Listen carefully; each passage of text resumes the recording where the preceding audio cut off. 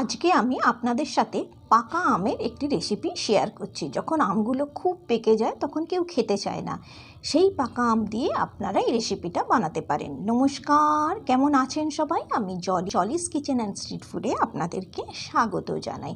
দেখুন, এখানে আমি 4টে পাকা আম নিয়ে নিয়েছি। আমগুলো আমি প্রথমে জল দিয়ে ধুয়ে নিয়েছি, তারপরে ছুরির সাহায্যে আমের বোটাগুলো আমি কেটে নিচ্ছি। কেটে নেবার পরে আমি আমের ছালগুলো এক এক করে ছাড়িয়ে নেব। এখানে ছুরিরও দরকার নেই, আপনারা হাত দিয়েও আমের ছালগুলো ছাড়িয়ে নিতে পারেন। আমটা এতটাই পেকে গেছে। এইভাবে আমি সমস্ত আমের ছালগুলো ছাড়িয়ে নিচ্ছি। দেখুন, ছাড়াবার পরে এই ছোট ছোট আমগুলো কত সুন্দর দেখতে লাগছে।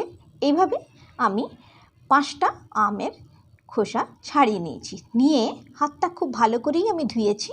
ধোয়ার পরে আমি হাতের সাহায্যেই আমের রসগুলোকে বার করে নিচ্ছি। বেশি কষ্ট করতে হবে না, যেহেতু আমটা খুবই পাকা, অল্প চাপ দিলেই সব রসগুলো আটি থেকে বেরিয়ে আসছে। আমি প্রথমে 4টে আম নিয়েছিলাম, পরে আবার একটা আম নিয়েছি।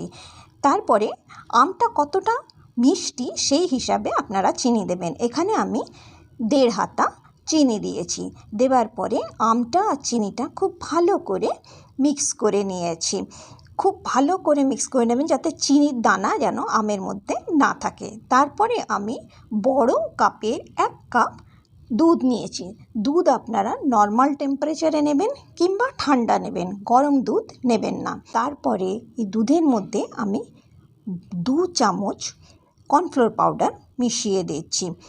কর্নফ্লোর পাউডারটা খুব ভালো করে দুধের সাথে মিশিয়ে দিতে হবে।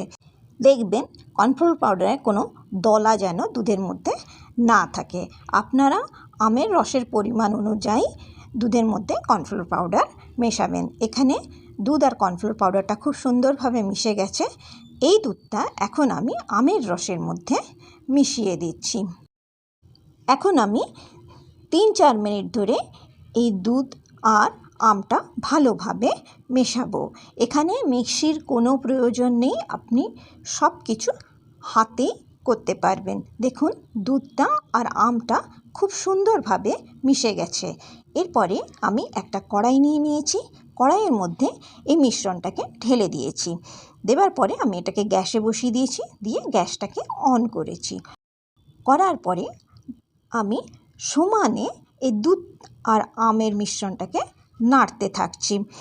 এইখানে আপনি গ্যাসের ফ্লেমটা মিডিয়াম টু লোতে রাখবেন, হাইতে রাখবেন না, তাহলে তলায় লেগে যাবে। যত ফুটবে তত কালারটা দেখবেন ধীরে ধীরে চেঞ্জ হয়ে যাচ্ছে। দেখতে পাচ্ছেন মিশ্রণের কালারটা কত সুন্দর আসছে। এইভাবেই 5 থেকে 10 মিনিট আমাকে নাড়িয়ে নাড়িয়ে ফোটাতে হবে। ফোটাতে ফোটাতে যখন একদম কমে আসবে, দেখুন আমি এখানে দেখাচ্ছি, যতটা গাঢ় হয়েছে ঠিক এরকম গাঢ় হবে। তখন বুঝতে হবে যে পাকটা তৈরি হয়ে গেছে। এখানে আমার পাক তৈরি হয়ে গেছে। এখন আমি গ্যাস অফ করে এই মিশ্রণটা একটা কাঁচের বাটিতে ঢেলে নিচ্ছি। আপনারা যদি কোনো স্টিলের বাটিতে ঢালতে চান তাও ঢালতে পারবেন। একটুখানি ঘি লাগিয়ে নেবেন, তাহলে গন্ধটাও খুব ভালো হবে আর এটা খুব সহজে বেরিয়ে আসবে। এইভাবে আমি বাটির মধ্যে পুরোটা ঢেলে নেবার পরে বাটিটা আমি একটু ঝাঁকিয়ে নিচ্ছি, তাহলে ভেতরে যদি এয়ার বাবলস থাকে সেগুলো বেরিয়ে আসবে আর ওপরটা পুরো সমান হয়ে যাবে। দেখুন, এখানে আমি যেমন দেখাচ্ছি ঠিক এইভাবে করে নেবেন। তারপরে এটাকে ঢেকে বাইরে 1 ঘন্টা রেখে দেবেন। আর যদি ফ্রিজ থাকে তারপরে 1 ঘন্টার পরে এটাকে ফ্রিজে রাখবেন। এটাকে 3 ঘন্টা সেট হবার জন্য রাখতে হবে। যদি ফ্রিজ নেই আপনি 3 ঘন্টা বাইরেও রাখতে পারেন, এটা খুব ভালোভাবে সেট হয়ে যাবে। 3 ঘন্টার পরে আমি দেখাচ্ছি, দেখুন কতটা নরম হয়েছে আর বাটি থেকে পুরোটা ছেড়ে এসছে। তারপরে আমি একটা ছুরি দিয়ে বাটির চারিপাশে ঘুরিয়ে নিচ্ছি। ঘুরিয়ে নেবার পরে আমি একটা কাঁচের প্লেট নিয়েছি, আপনারা যে কোনো থালা নিতে পারেন, ওপরে ঢেকে দিয়েছি। ঢেকে এটাকে আমি উল্টো করে বার করে নিচ্ছি। দেখুন, উল্টোবার সাথে সাথে কিন্তু আমার বাটি থেকে বেরিয়ে গেছে।